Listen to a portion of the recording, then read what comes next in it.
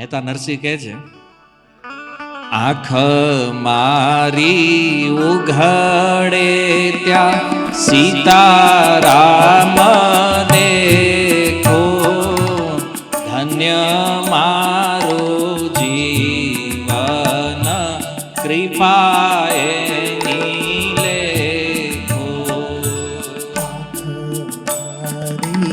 ઉઘડે ત્યાં સીતારામ દેખો, મારું જીવન કૃપાએ લેખો.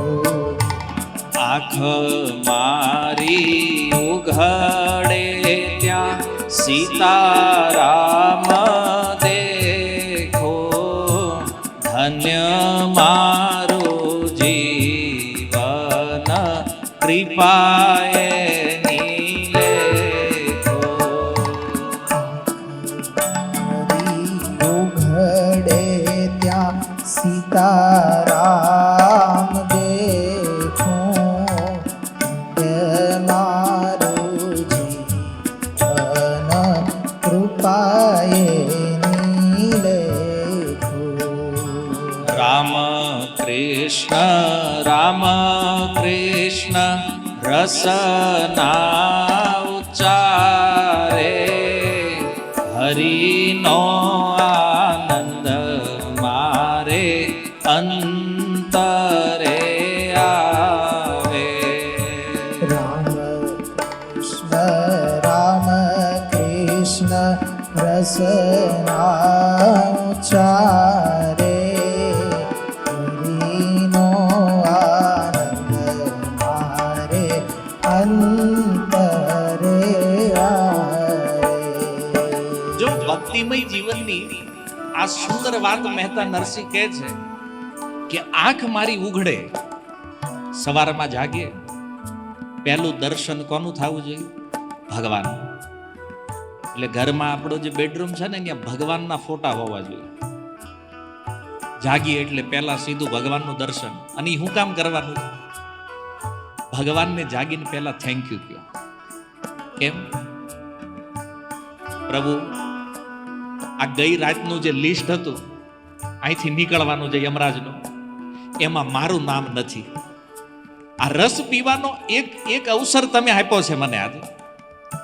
જુઓ, કાલ રાતે આપણે બધા સૂતા, આપણી હારે આ વિશ્વ આખું સૂતું, અને એમાં ઘણાની આંખ આજ સવારે ખુલી નથી. ભલે આપણને નથી ખબર, પણ આજ નથી જાગ્યા ઘણા. પણ એ લિસ્ટમાં આજ મારો નંબર નહોતો.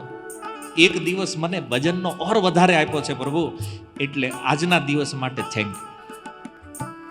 આ પહેલું કામ ભગવાનને જોવા. પણ આજે ઊંધું છે, જાગે એટલે પહેલા મોબાઈલ. અને હું તો કહું છું, મોબાઈલના સ્ક્રીન ઉપર તે ભગવાનનો ફોટો રાખો. કદાચ મોબાઈલ જોવાની આદત હોય ને તોય પહેલું દર્શન કોનું થવું જોઈએ? ભગવાનનું થવું. નકર વોટ્સએપ ફેસબુક નું થાય. દુનિયાભરનો કચરો જે બધું આવ્યું હોય એ હવારમાં આપણે પાછા આપણા મગજમાં નાખી. આ આદત ભક્તિ વાળા માટે ઠીક નથી. ઓલા કે અમારા હવાર ન્યૂઝપેપર વગેરે ન હાલે, એ વાસી છે. જે ગઈકાલે દુનિયામાં બન્યું છે એ બધો કચરો હવારમાં આપણે લઈએ. હવારમાં ભાઈ વાંચવાની જ આદત હોય તો હવારમાં ભાગવત ખોલો, ગીતા ખોલો, રામાયણ ખોલો, આ દિવ્ય ગ્રંથોનું વાંચન કરો. આમાં જીવન ધન્ય થાય. કે છે આને હું ભગવાનની કૃપા માનું છું.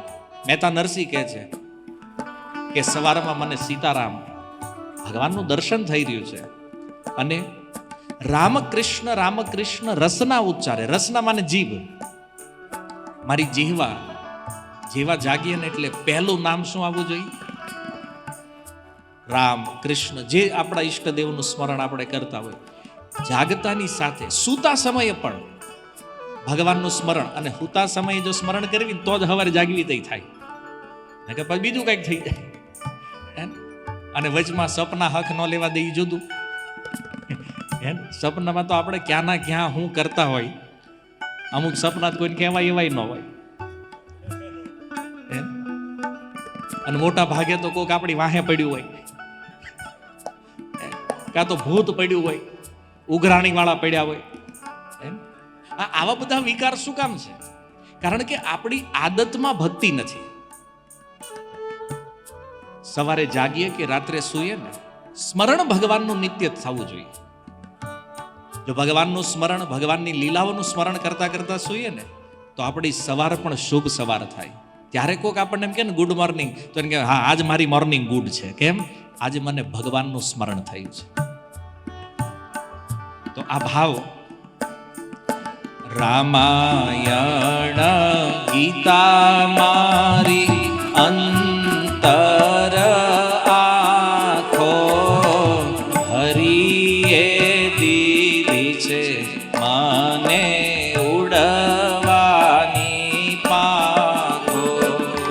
રામાયણને ગીતા મારી અંતરની આંખો હરિએ દીધી છે મને ઉડવાની પાંખો. રામના વિચારો મારે અઢળ કનાણો, ગાવું મારે નિષદીન રામનો ગાણો. રામના વિચારો મારે અઢળ કનાળો, ગાવું મારે નિષદીન રામનું ગાણું.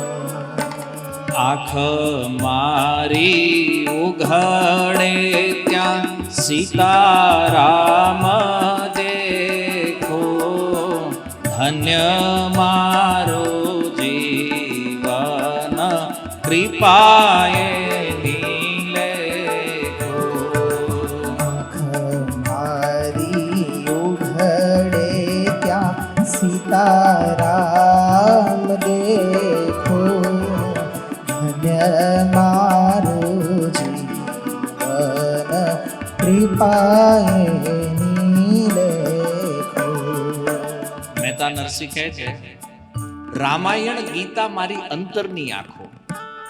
જો આધ્યાત્મ જગતમાં, આધ્યાત્મિક પથ ઉપર આપણું માર્ગદર્શન, આપણી આંખો જે છે ને એ શાસ્ત્ર છે, અને શાસ્ત્ર ચક્ષુ કહેવામાં આવે છે. કોઈ પણ વસ્તુ, તત્વનો અનુભવ જે છે એ શાસ્ત્ર દ્વારા થાય. કારણ કે શાસ્ત્ર જગતમાં પરમ પ્રમાણ છે. ગીતાના 16મા અધ્યાયના અંતમાં ભગવાન કહે છે, યહ શાસ્ત્ર વિધિ મુત્સૃજ્ય કાર્યમ અકાર્ય જાનત. જો આ જગતમાં શું કરવું જોઈએ, શું ન કરવું જોઈએ, આનો નિર્ણય શાસ્ત્ર દ્વારા થવો જોઈએ. 17મા અધ્યાયમાં કીધું ભગવાને કે શાસ્ત્ર વિહિત કર્મ આ ઉચિત છે, અને શાસ્ત્ર અનુમોદિત જે નથી, આવું કર્મ, આવી તપસ્યાઓ હૃદય સ્થિત પરમાત્માને કષ્ટ આપે છે. એટલે ભક્તિમાં શું કરવું જોઈએ, ક્યાં આગળ વધવાનું છે, આનો નિર્ણય શાસ્ત્ર કરે છે. જો આપણે ગુરુને બહુ મહિમા આપીએ છીએ, પણ ગુરુ જે છે ને એ શાસ્ત્રથી નીચે છે. અધ્યાત્મ જગતનો માપદંડ સાધુ, ગુરુ, શાસ્ત્ર છે. સાધુ જે બોલે, સાધુ એટલે ભક્ત, વૈષ્ણવ, એની વાત ગુરુની વાત સાથે સહમત હોવી જોઈએ. કોઈ પણ ભક્ત જે બોલે છે ને એ ગુરુની વાતથી સહમત હોવું જોઈએ, અને ગુરુ જે બોલે છે એ શાસ્ત્રથી સહમત હોવું જોઈએ. હવે માની લો આની વાતો જુદી જુદી આવે, ભક્ત કંઈક જુદું કહે છે, ગુરુ કંઈક જુદું કહે છે, શાસ્ત્ર કંઈક જુદું કહે છે, તો કોની વાત માનવી? શાસ્ત્ર. કારણ કે શાસ્ત્ર ભગવાનની વાણી છે, અને આ જગતમાં ગુરુ પણ ગુરુ એટલે બન્યા છે કારણ કે શાસ્ત્ર કહે છે કે ગુરુ મહાન છે, ગુરુ ભગવાનના પ્રતિનિધિ છે. ગુરુની મહિમા પણ શાસ્ત્રોએ સ્થાપિત કરી છે. એટલે અંતિમ પ્રમાણ કોણ છે? શાસ્ત્ર. જે સાચા ગુરુ છે આ જગતમાં, એ શાસ્ત્રથી વિપરીત ક્યારેય બોલે નહીં. અને જે સાચા ભક્ત છે, સાચા શિષ્ય છે, એ ગુરુથી વિપરીત ક્યારેય નહીં બોલે. તો સાધુ, ગુરુ અને શાસ્ત્ર આ ત્રણેયની એક વાત આવતી હોય, અને આંખ બંધ કરીને સ્વીકાર કરી લો. આ પરમ સત્ય છે. તો મહેતા નરસિંહ કહે છે કે જ્યારે શાસ્ત્રના આશ્રયથી કોઈ વ્યક્તિ ભક્તિમાં આગળ વધે છે તો કે જે હરિએ દીધી છે મને ઉડવાને પાંખો, મતલબ એ ઉપર ઉઠશે આ સંસારથી. રામના વિચારો, ભગવાનની ભક્તિ જે છે ને એ જ આપણું સાચું ધન છે. બાકી બધા ધન તો આવ્યા ગયા નષ્ટ થવાના છે, પણ ભક્તિ ક્યારેય નષ્ટ થતી. જો ભક્તિનું એક સુંદર સ્વરૂપ શું છે, માનો આ જન્મમાં તો આપણે 20% ભજન કર્યું, પછી મૃત્યુ થઈ ગયું, વળી બીજો જન્મ થયો, 21 થી શરૂ થાય, ઓલી 20 ક્યારેય નષ્ટ થતી નથી. અને જ્યારે આ 100% થઈ જાય ને ત્યારે એક જીવન મળે, મહેતા નરસિંહ જેવું, મીરા જેવું, પ્રહલાદ, ધ્રુવ જેવું, જે અંતિમ જીવન છે ભગવાનને પામવાનું.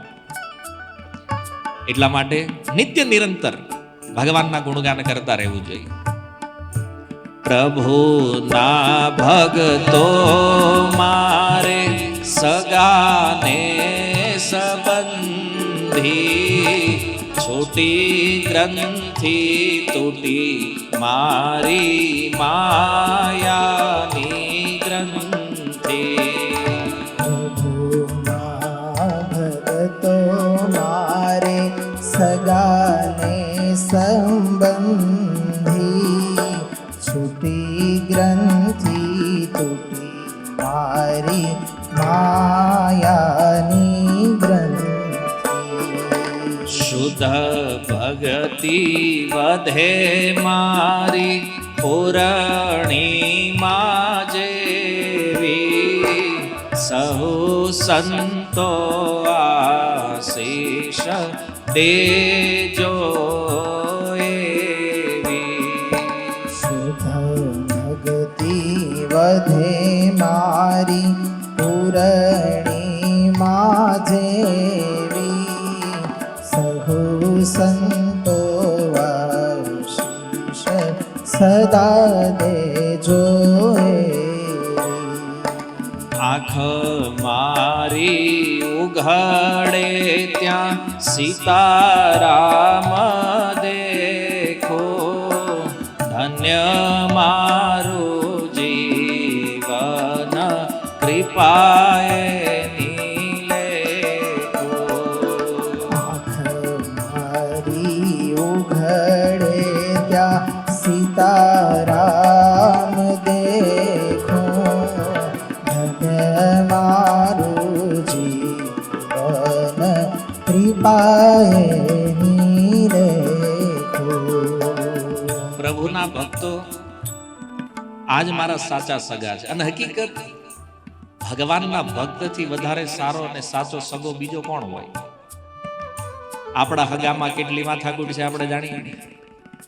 હે, આપણા હારા કામમાં જ પગ ઠેરાવીને બેઠા હોય. હવે જો કે સિસ્ટમ થોડીક ઓછી થઈ ગઈ, પણ સમસ્યા ક્યાં છે સગામાં? ઈ પછી અર્જુનની હોય કે આપણી હોય. અર્જુનને પણ સમસ્યા એના હગા જ હતા મહાભારતમાં સામે. અને આપણે જોવો ને તો આપણા જીવનમાં પ્રોબ્લેમ કોના કારણે? હગાના કારણે. શું કામ ખબર છે? કારણ કે સંબંધ જે છે ને સ્વાર્થ ઉપર ટક્યો છે. પણ જ્યારે સંબંધનો કોઈ સ્વાર્થ ન હોય, સંબંધ જ્યારે નિસ્વાર્થ હોય, આવો સંબંધ જે છે ને એ પ્રેમને વધારે. અને ભગવાનના ભક્તોની સંગતિ શા માટે? કારણ કે ભક્તના સંગમાં છે ને ભક્તિ જ થાય. ત્યાં બીજું હગા ભેગા થાય તો ગામની જ થાય.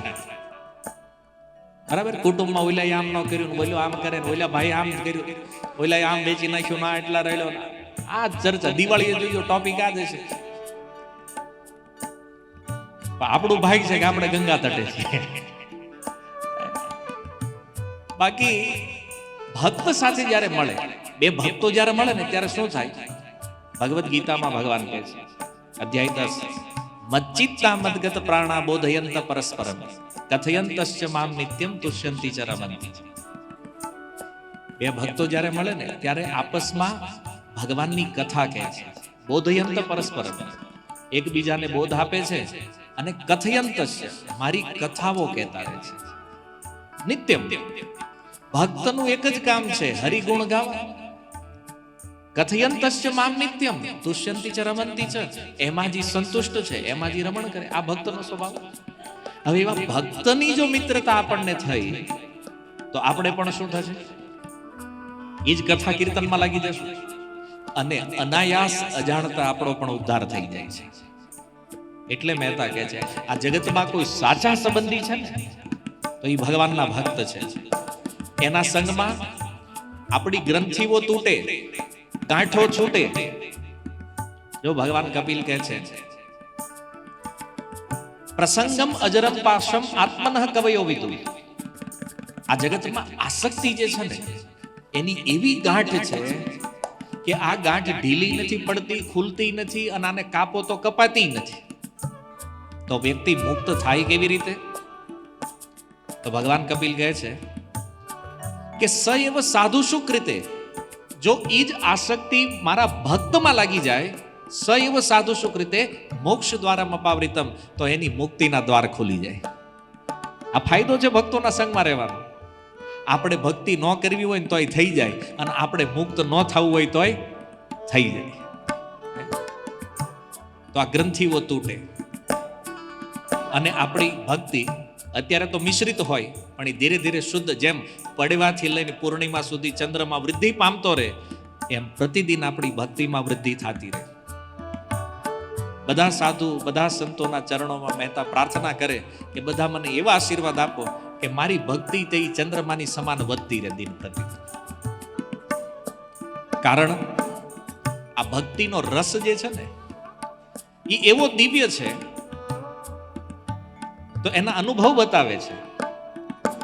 જેણે શ્રી રામ ચરણ રસ ચાખ્યો, એણે રે સંસારને મિથ્યા કરી નાખ્યો.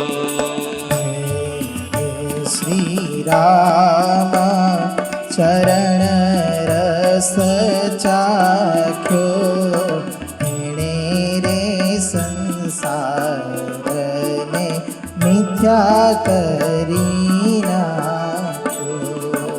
એ રસ ધ્રુવને પ્રહલાદે રે ચાખ્યો, એ રસ અમરીશે હૃદયમાં રાખ્યો.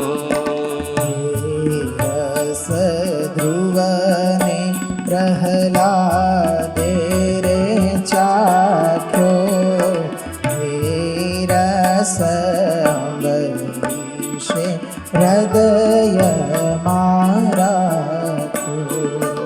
આ રસને જાણે છે શુકદેવ જોગી, કંઈક જાણે છે પેલો નરસૈયો ભોગી.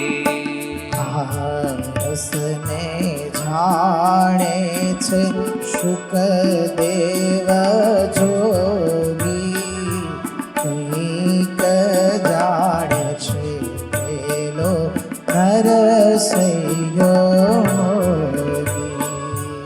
આંખ મારી ઉઘાડે ત્યાં સીતારામ દેખો, ધન્ય મારું જીવન કૃપાએ નીલેખો. આંખ મારી ઉઘડે ત્યાં સીતારામ દેખો, ધન્ય મારું જીવન કૃપાએ નીલેખો. ધન્ય મારું જીવન કૃપાએ નીલેખો. ધન્ય મારું